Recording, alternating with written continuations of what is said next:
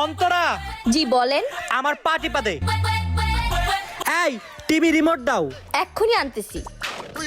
এই যে রিমোট। এই যাও, আমার জন্য পানি নিয়ে আসো। এক্ষুনি আনতেছি। এই নেন আপনার পানি। আমার জন্য এখনই 1 কাপ চা বানাও আর আমার জামা কাপড় সব আয়রন করো, যাও। আচ্ছা ঠিক আছে।